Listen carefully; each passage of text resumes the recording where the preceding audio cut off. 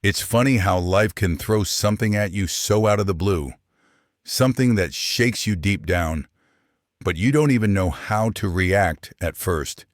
It's like you're caught in the middle of a storm and you can't see where it's coming from, but you feel every drop.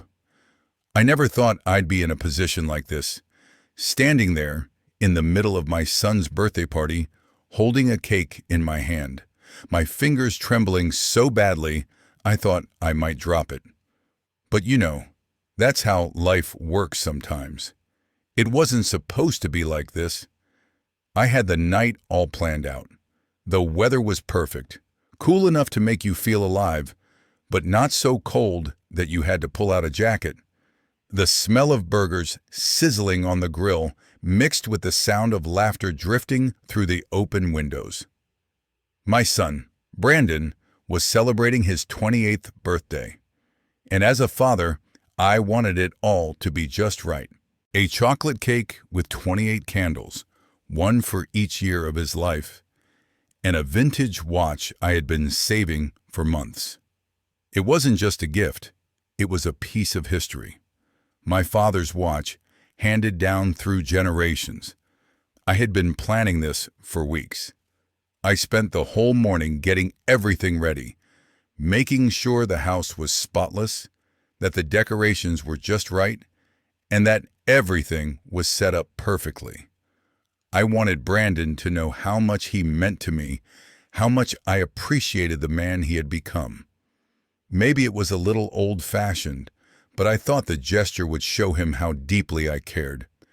But in that moment, standing at the door, about to step in and surprise him with my carefully prepared offering, I heard something that stopped me in my tracks. "Man, your dad really went all out for this party," Mike, one of Brandon's friends, said. Brandon chuckled, his voice drifting through the air. "Yeah, well, he's trying to buy my affection as usual. Thinks money solves everything." The words hit me like a punch to the gut. I froze, I couldn't move. My heart sank. My son, my flesh and blood. And this is what he thought of me? He didn't see me as a father anymore. To him, I wasn't a dad who had worked tirelessly to support him, to make sure he had everything he needed. No, to him, I was a bank, a source of money to buy his things, to buy his love. I could hardly believe it. My mind raced, and for a moment, everything felt like it was spinning. What happened to the little boy who used to run into my arms when he saw me after a long day at work? What happened to the laughter we shared, the moments when it felt like we were a team, partners in this thing called life? Where did that go? It was like all the years of sacrifice, the late nights, the missed moments, the things I had done to give him a good life, had amounted to nothing. He had forgotten it all. Honestly, Brandon continued, his voice growing louder, the best gift for me would be if the old man finally disappeared from my life forever. I'm tired of his lectures and control. I don't know what hurt more, the words or the truth they carried with them. I could feel my legs go weak, the weight of the cake in my hands suddenly unbearable. I stumbled backward, the cake threatening to fall from my grip. The gift in my other hand, the vintage watch, a family heirloom, felt as if it weighed a ton. What was the point of all of it now? What was the point of trying to give him something meaningful when he had so clearly rejected me? The words lingered in the air like a poison, sinking deep into me, eating away at the love I had tried so desperately to give. And I realized, with a sharpness that almost physically hurt, that Brandon wasn't the same person I had raised. The man he had become, this stranger, this person who resented me for everything I had done for him, was someone I didn't recognize. I stood there, in the silence that followed, trying to steady myself. My heart ached, but there was something else too, something colder. Anger? maybe. But more than that, a deep, quiet sadness. The watch in my hand, my father's watch, the one I had hoped to pass down to my son, now felt like a joke, a useless, heavy object that had no place in his life. It had meant something to me, something deeply personal. But it wasn't just about the watch anymore. It was about what it represented, the connection between generations, the love of a father for his son, the lessons passed down through the years. And none of that mattered anymore. I had given him everything, and all he wanted was for me to disappear. I don't know how long I stood there, but I finally found the strength to walk away. Slowly, silently, I turned and walked back down the hallway. The party continued in the backyard. The laughter, the music, the chatter, none of it mattered now. I was no longer part of it. I was just a ghost in my own house, carrying a cake and a broken heart. I had never felt so invisible in my life. But more than that, I felt utterly humiliated. For 28 years, I had poured myself into raising him, into shaping his life, providing for him, being there for him. Every ounce of myself, every last dollar I could spare, I had given him. Through every milestone, every heartbreak, every triumph, I had been his constant. And this was how he repaid me? The cake still trembled in my hands. The weight of it was nothing compared to the weight I felt inside. It wasn't just that Brandon had insulted me. It was that he had done so in front of his friends, in front of everyone, like it was a joke. He had dismissed me like I was nothing more than a tool for his convenience. I was standing there, in my own home, with my own hands shaking, and I had never felt more powerless. The silence stretched on, hanging heavy around me, and I realized something deeper than the immediate hurt, something that cut straight to the heart of everything. I had spent too many years enabling his behavior. I had spent too many years trying to fix everything, trying to buy his affection with gifts and gestures, thinking that maybe, just maybe, he would see how much I loved him. But all I was doing was making him more entitled, more distant. Here I was, still trying to make everything perfect, still trying to give him the best of me, the best of everything. I thought if I could just get it right, if I could just make the right choices, he would eventually appreciate it. But it had all been for nothing. The cake, the gifts, the house, none of it mattered. None of it had ever mattered to him. And in that moment, standing frozen in the hallway, the truth hit me like a ton of bricks. I had failed. I had failed him, yes, but even more so, I had failed myself. I had failed to teach him what it meant to respect someone, what it meant to truly love someone. Love isn't about what you can get. It's about what you're willing to give. And respect isn't earned by buying someone's affection, but by showing them their worth, by showing them that they matter. I had been so blinded by my own need for him to appreciate me, to love me in return, that I had ignored the one thing that truly mattered: respect. Respect doesn't come with a price tag. It doesn't come from a beautifully wrapped gift or a grand gesture. It comes from understanding, from mutual care, and from the willingness to see someone as more than just a means to an end. The more I thought about it, the more it made sense. Brandon's behavior wasn't entirely my fault. Yes, I had played a part in it. I had enabled him. I had given in to his every whim. I had put up with his lack of appreciation, his cruel words, his disregard for everything I had done. But he was the one who chose this path. He was the one who kept rejecting me, kept pushing me away, kept making me feel like nothing more than a servant in his life. He had decided, time and time again, that I wasn't worthy of his respect. He had made that choice long before tonight, and it hit me like a cold wave of clarity. I was the one who had to change. I was the one who had allowed myself to be treated this way for so long. I was the one who had been too afraid to draw the line, too afraid to stand up for myself, because I thought that if I just kept giving, if I just kept sacrificing, he would finally see what I had done for him. But he didn't see it. He never would. This was the moment. This was the turning point. I had to stop pretending. I had to stop being the father who kept giving and giving without expecting anything in return. I wasn't just going to be the provider anymore. I wasn't going to be the punching bag, the silent sufferer who took all the hurt in silence. I had given him 28 years, and in those 28 years, I had learned one painful truth. I had to take control of my own life, my space, and my dignity. I wasn't going to allow myself to be this invisible figure in his life any longer. I wasn't going to be the father he could dismiss and disregard. I was done with all of it. I had given too much, and now it was time for me to take back what was mine, my own sense of self-worth, my own happiness. And if he couldn't respect that, then it was time to let go.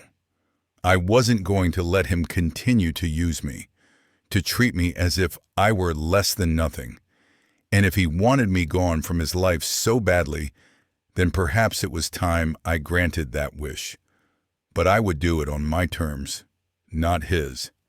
I walked toward the kitchen, the weight of the cake now nothing compared to the weight of the decision I had just made. This was the last straw. And from here on out, things were going to be different. I spent the next 10 minutes pacing back and forth in the kitchen, trying to calm the storm that raged inside me. My mind was on fire, torn between the raw, painful hurt I felt and a strange, growing sense of clarity. The kind of clarity you get when the noise of emotions finally fades, and you can hear your own thoughts clearly for the first time in years. I could still hear the sounds of the party outside, laughter, music, the clinking of bottles, all of it so carefree, so full of life. But inside, all I could feel was this gnawing emptiness. Brandon and his friends were living it up, completely unaware of the storm brewing within me. They were oblivious to the fact that, in that very moment, everything was changing. And I knew that once I made my decision, nothing would ever be the same again. The cake sat there on the counter, still trembling in my hands. I looked at it again, the candles now nothing more than a pointless symbol. What was I even celebrating? The fact that my son, the child I had raised, had become someone I barely recognized?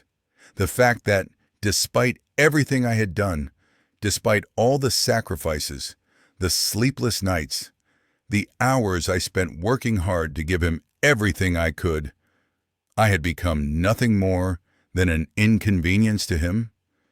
I should have been celebrating his growth, his milestones, the man he was becoming. But instead, all I could feel was this deep sense of loss. Loss not just for the relationship we had, but for the dream I had held on to for so long. The dream of fatherhood, of family, of unconditional love. But no more. I wasn't going to let this go on any longer. I wasn't going to be the father who kept giving, kept hoping, kept sacrificing without ever being seen, without ever being appreciated. I wasn't going to let myself be this invisible figure in my own home any longer. If Brandon wanted me gone so badly, if he wanted me to disappear from his life, then I was going to grant his wish, but not in the way he expected. I stood still for a moment, letting the gravity of the decision sink in. The feeling of finally taking control was liberating. It was as if a weight had been lifted off my chest. For the first time in years, I wasn't thinking about what Brandon needed from me or what he wanted me to do. I was thinking about me. I was thinking about what I needed to do to protect myself, to preserve my dignity, and most importantly, I was thinking about what kind of lesson I needed to teach him. It was time for him to face the consequences of his actions. I knew what I had to do next. Quietly, I reached for my phone. My hands were steady now, no longer trembling. I didn't need to explain myself to anyone. I didn't need to make a big scene or go into a long-winded speech about how hurt I was.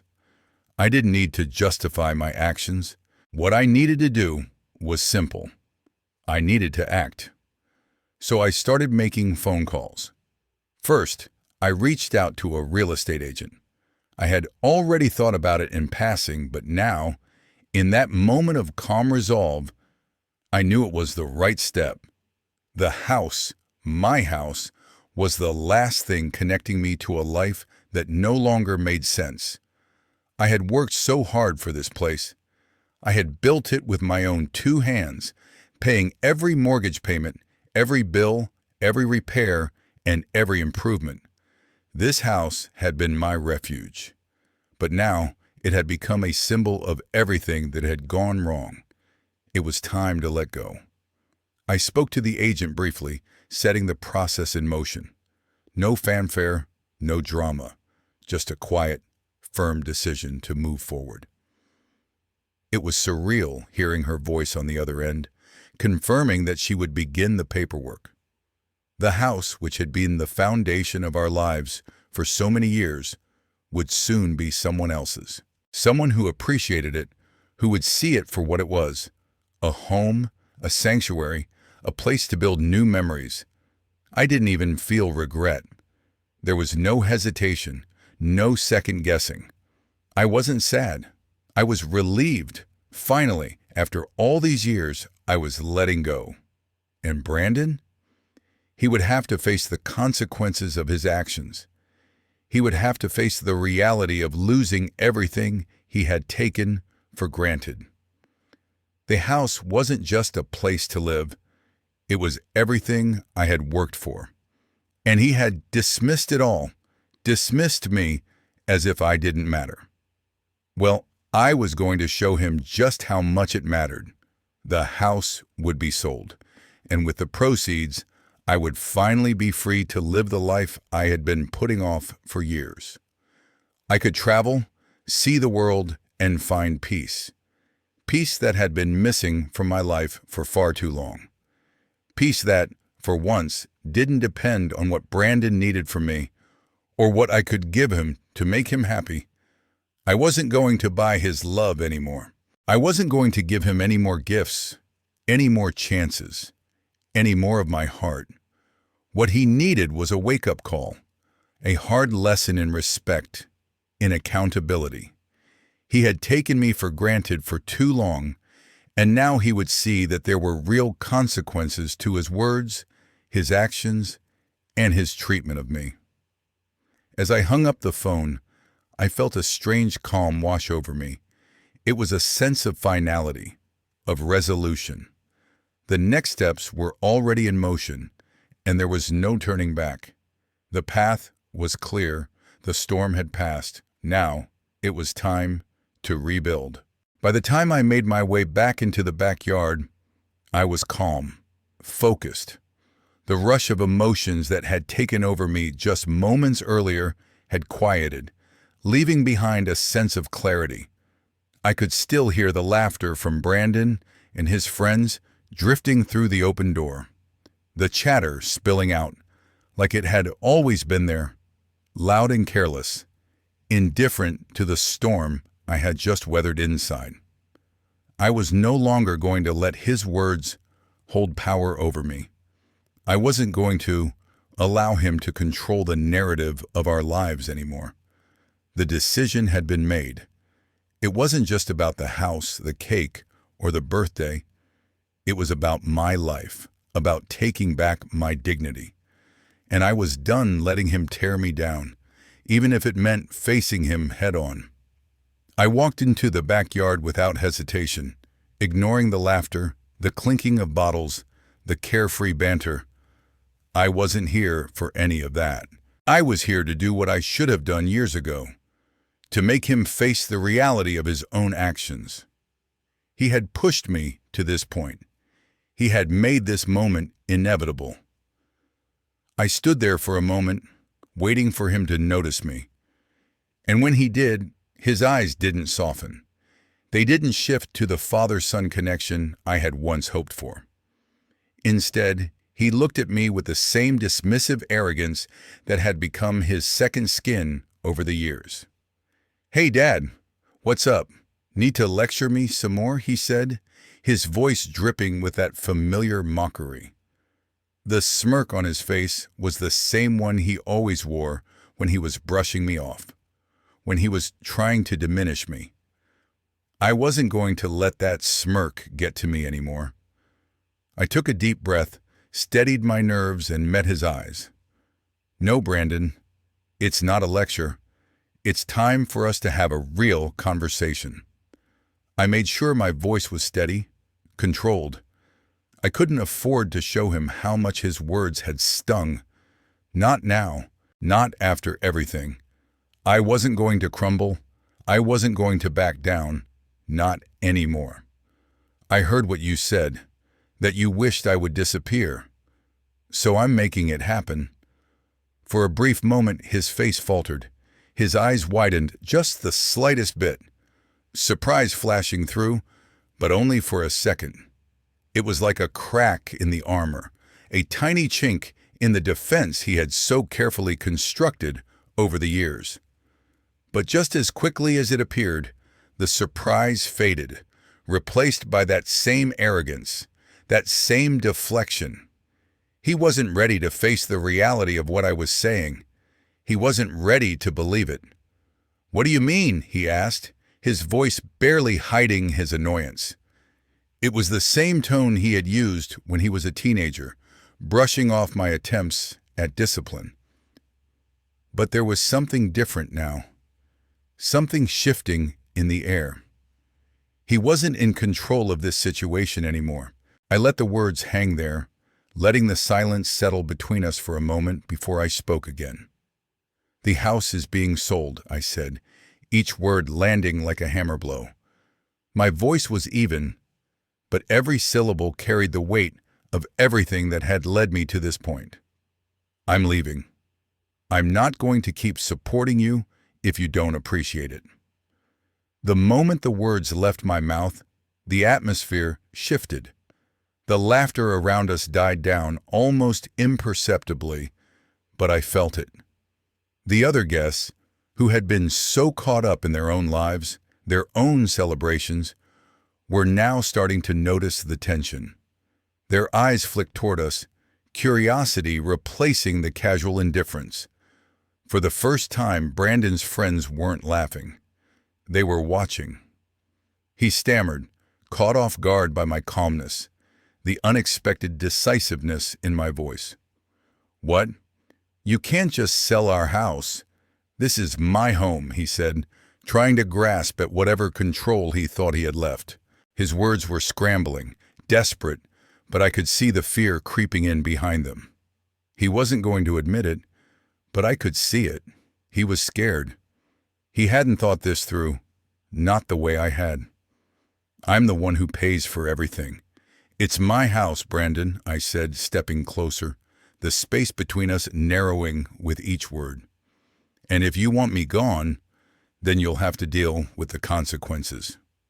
His face twisted with disbelief, but there was more now, a flicker of something deeper. A realization, maybe? I wasn't sure. But whatever it was, it didn't matter. The decision had been made, and I wasn't backing down. I had spent too long trying to be everything for him, trying to be the father who gave, who sacrificed, who played the part. But I was done. If he didn't want me in his life, fine. But he was going to learn what that truly meant. I could see it in his eyes now. The shift. It wasn't the mockery anymore. It wasn't the deflection. There was a crack in the facade, and for the first time in years, I could feel that maybe, just maybe, he was starting to understand the gravity of what I was saying. "You think I can't do this?" I pressed on, not giving him any room to hide. "I've been paying for this house, the utilities, the food in the fridge, the car you drive, everything. And you've treated me like I'm nothing, like I'm just here to hand out things to you and disappear when you don't need me anymore. Well, guess what, Brandon? I'm done." The words were out there now, and they weren't coming back.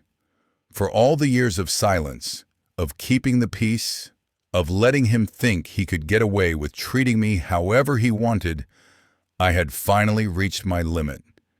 This was the line, and I wasn't going to be the one to keep crossing it. Brandon's friends, who had gathered around us by now, looked uncomfortable. Some of them shifted awkwardly, unsure of how to react. But none of them spoke up. Not one of them stepped in to defend me, to intervene. They were all complicit, just like Brandon. They had all been part of the problem. "You want to see what happens when I'm gone?" I said, my voice rising with finality. "You'll find out. The house will be sold, and I will be out of here. No more free ride. No more pretending that everything's fine. You'll see what happens when you push the person who's always been there for you out of the picture." Brandon's expression shifted. He was losing the battle. His arrogance was slipping, but he wasn't going to give in so easily. He stood there, trying to cling to whatever pride he had left. But I could see it. The confusion, the fear, the realization that he had pushed too far this time. The words had left my mouth, but it was more than just the message. It was the finality of it, the certainty in my voice that told him I meant every single word. The next few minutes felt like a blur, but everything I did was deliberate. I moved through the motions, each action taken with a sense of finality that I hadn't felt before. The decision had already been made. There was no going back, no second thoughts. I had been pushed to this point, and now I was doing what I had promised myself I would do: take control. I picked up the phone, dialing the police with calm precision. There was no hesitation in my fingers as they punched in the numbers. What was I supposed to do now? Let them mock me? Let them continue to degrade me in my own house?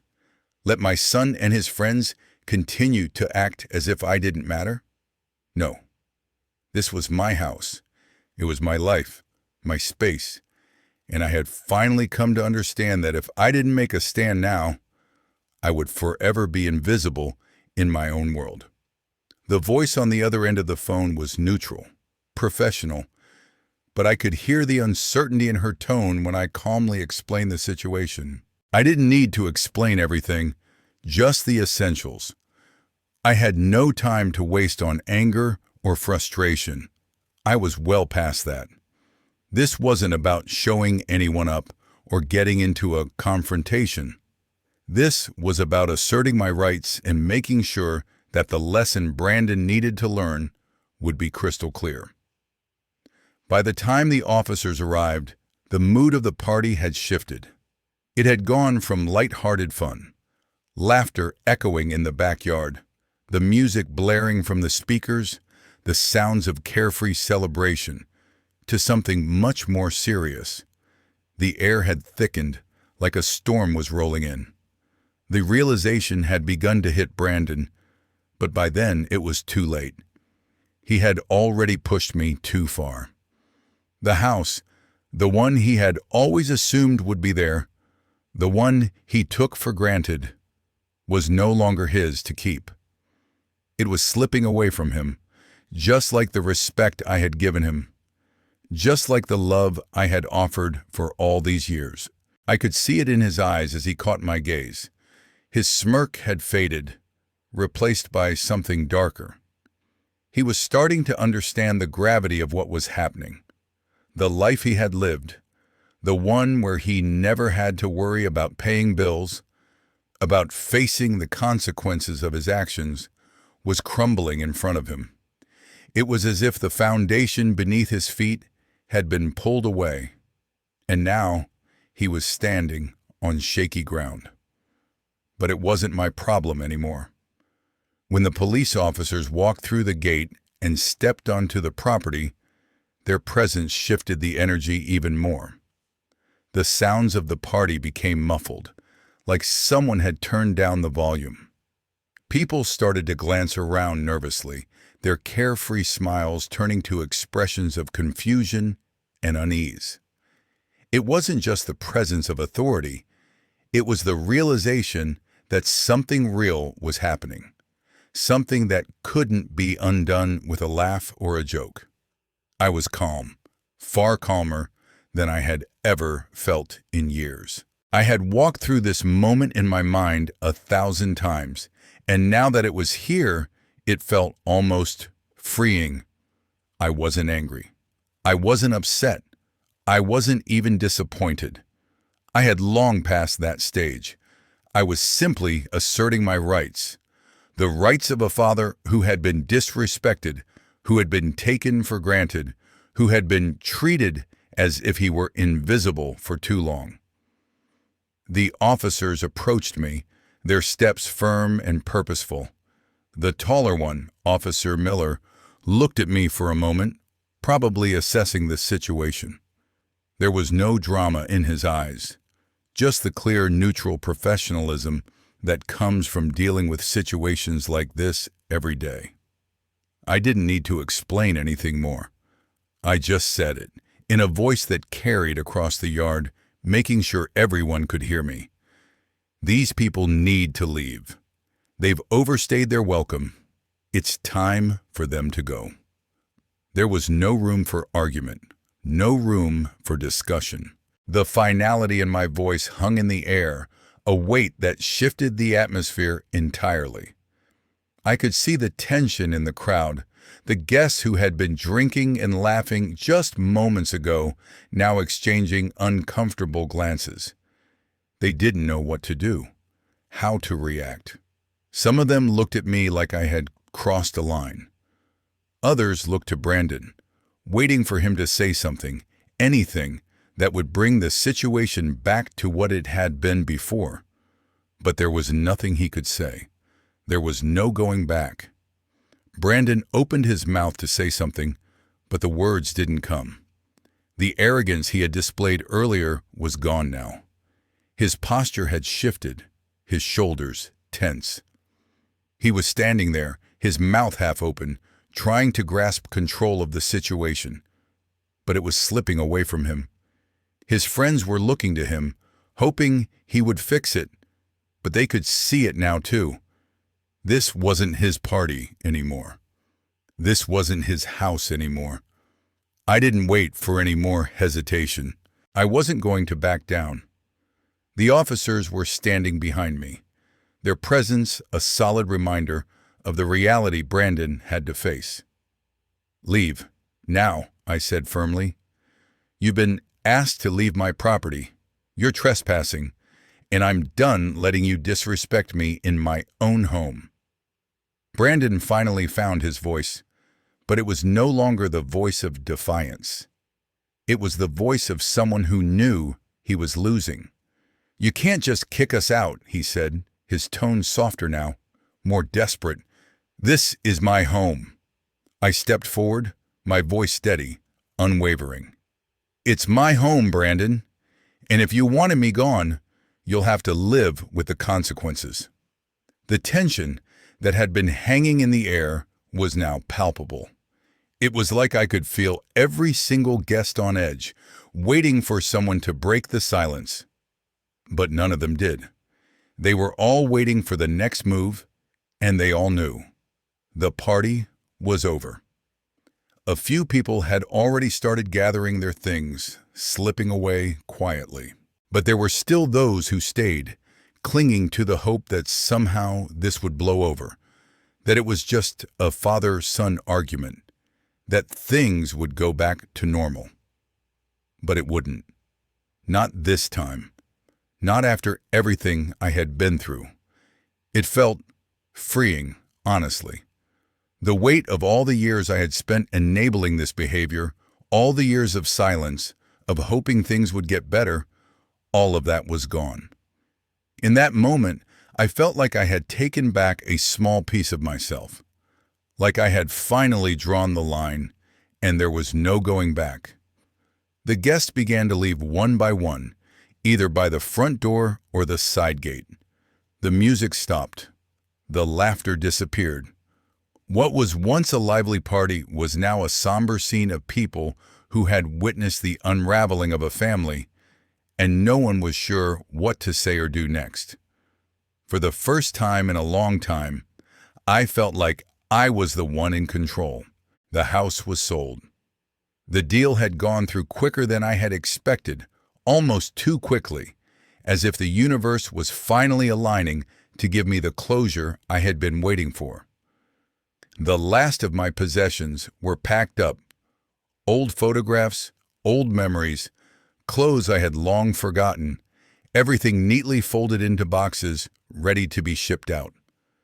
But when I looked around the empty house, there was no sense of sadness, no longing for the home I had spent so many years building. It was simply empty. I didn't look back as I walked out of the door. I didn't need to. There was nothing left to prove. The house was gone, yes, but in a way it had never truly been mine to begin with. Not when I had spent so many years giving and giving, sacrificing so much of myself without ever asking for anything in return.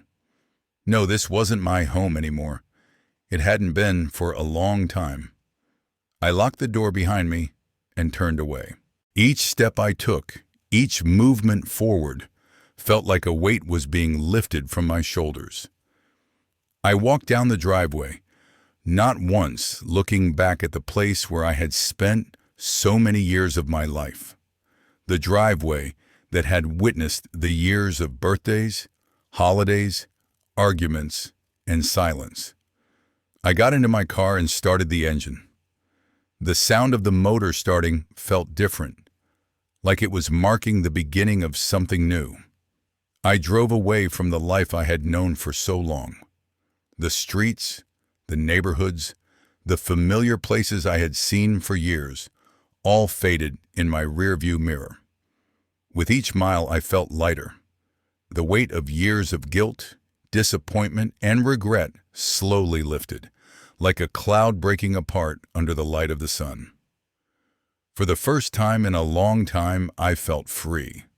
Truly free. There were no more phone calls from Brandon demanding money, no more desperate pleas to fix his problems, no more walking on eggshells, hoping I didn't say the wrong thing, afraid that any slight misstep would cause him to pull away again. No more trying to buy his affection, trying to convince him that I was worth something. I had done all I could, and in the end, nothing I did seemed to matter.